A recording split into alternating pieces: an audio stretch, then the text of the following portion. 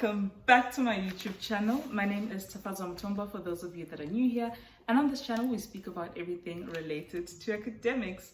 So today's video is titled Navigating the Prospectus, right? So this video is part of a series that I'm currently doing, a university application series. So if you haven't watched the other videos before that, there's a playlist called University Applications. Go ahead, check that out so that you're on par and you know what's going on, But anyways, yeah, so before we get started, let's just speak about what a prospectus is, because what's that? All right, cool. So when you're applying for university, each university will have what they call a prospectus, right? And in this prospectus is basically like the university's, how do I describe it? Like a brochure, the university's brochure, right? And it'll be like, I bet, okay, cool. So I'm gonna use UCT, for example, and I'm gonna use medicine as like the course that I'll be speaking about. So you have the prospectus, right? Which will be like this little booklet thing, and basically just go online and type the name of the university you wanna go to. So say UCT, undergraduate prospectus. And then for the year that you're applying for, so 2023 or 2023. Yeah, cool. So that's what a prospectus is, and essentially in the prospectus it tells you a whole bunch of stuff.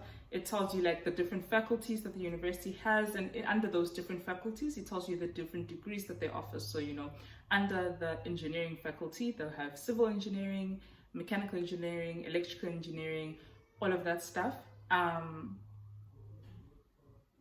Guys, I'm so sorry, there's like stuff going on outside which is taking my attention away, but I'm focused.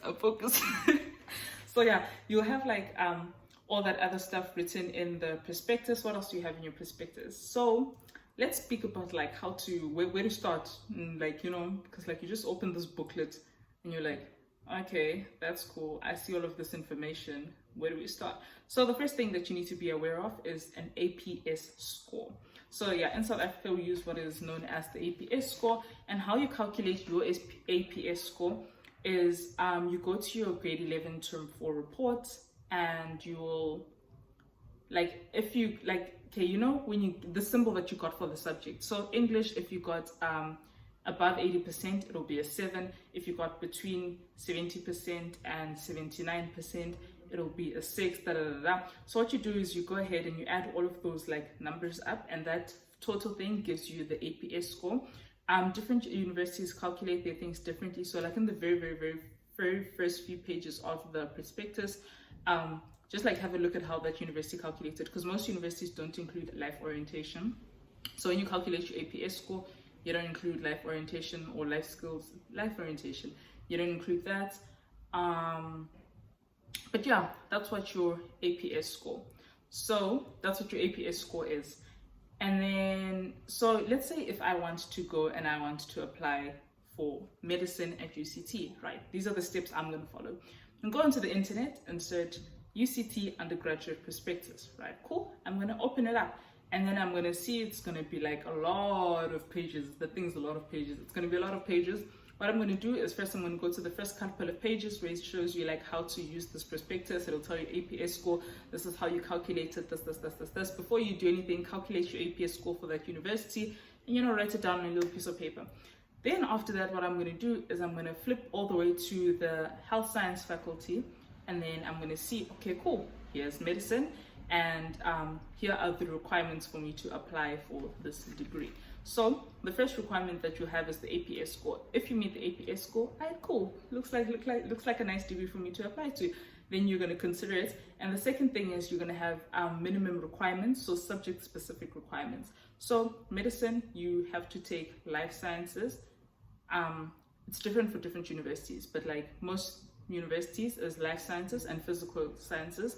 Those are the two subjects that you have to take, and I think like maths. And then it'll tell you the different requirements. So it'll say, for example, for physics you need to have gotten above 60%, for maths 60%, and let's say for life science 60%, right?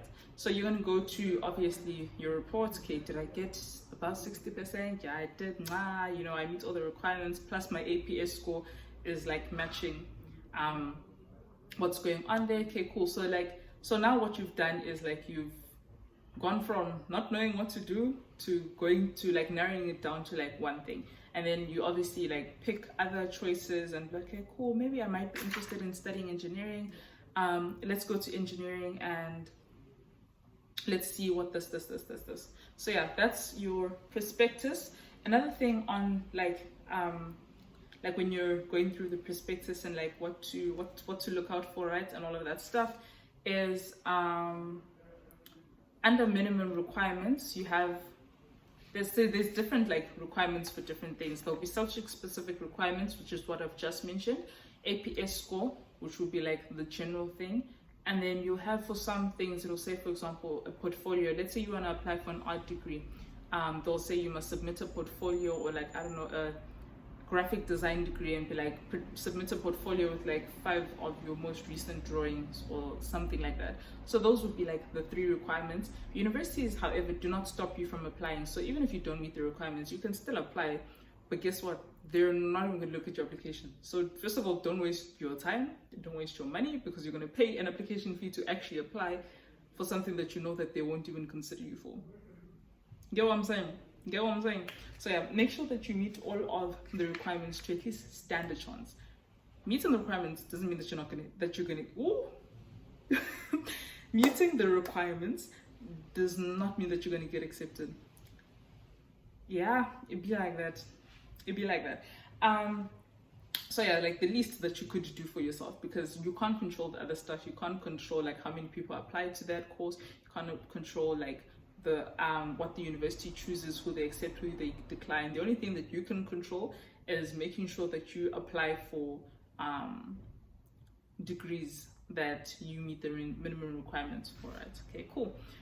Then with regards to like doing research and like looking through the prospectus and like, you know, what to do here, there, another thing to do is like to actually go in to, okay, let's say I want to study medicine. Now, what I'm going to do is I'm going to say, go onto Google and type UCT medicine, and then they'll like one of the first few links, it will link you there to like the degrees homepage.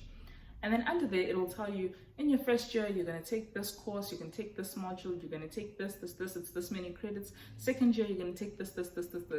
Very important. Just because like your degree is called, I don't know, medicine, doesn't like your expectations and what is actually what that degree entails might be 2 different things. So like make sure that like when you're doing research, okay, what do I want to study, this, actually go through the modules and see like what the content entails and be like, okay, cool, this would be interesting, I really enjoy this.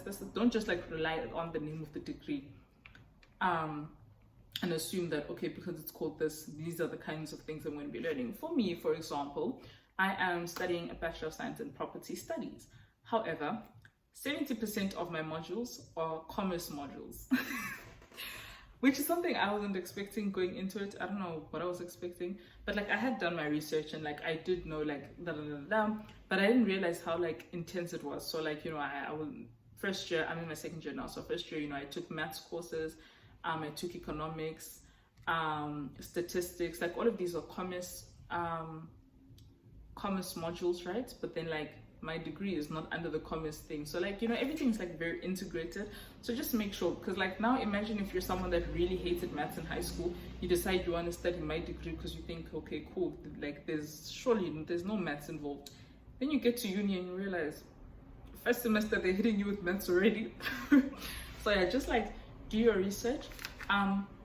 Also with regards to like submitting your application, doing your research is very important, because that's like what sets you apart from everyone else, because you've researched, okay, you know that my degree entails this. When it comes to motivational letters and all of that stuff, you've done your research. When it comes to you actually submitting your application, think of how this looks. The person like actually reading your application is saying you applied for medicine, engineering, and actuarial science, but like you do not meet the minimum requirements for medicine and actuarial science. It shows that you didn't do your research. You didn't like actually put effort into your application. You just, okay, cool, this looks nice, I'd like to do this. It's not a shopping list, like take it seriously. But yeah, it's not too complex. The main things to just remember is your APS score, and remembering that different universities calculate it differently. And then remember that there's subject, so there's two different requirements: subject specific requirements, and APS score. Another thing also is they will, in the prospectus, it'll tell you the documents that you need to submit in your application and all of that stuff. So yeah, that's important. Get all your documents in order. You'll need like your ID, maybe like a parent's ID or something, your reports. Make sure, guys, you know when you go and you scan your things, like if you want to scan your ID, make sure you scan it and so you can actually read what's written on the thing.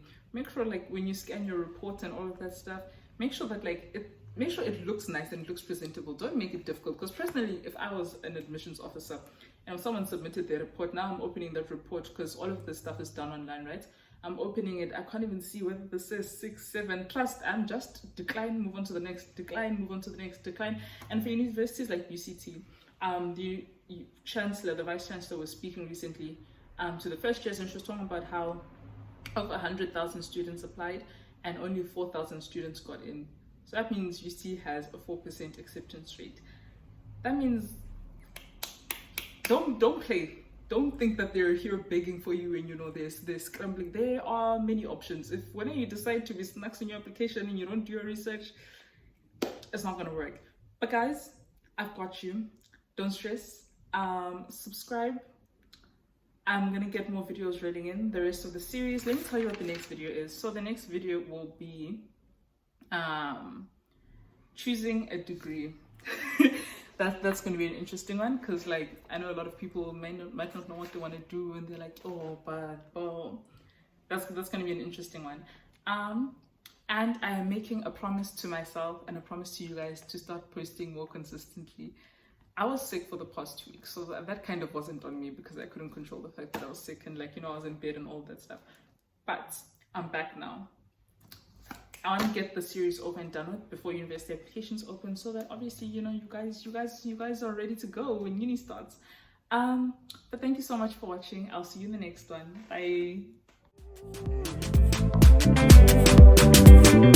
Bye.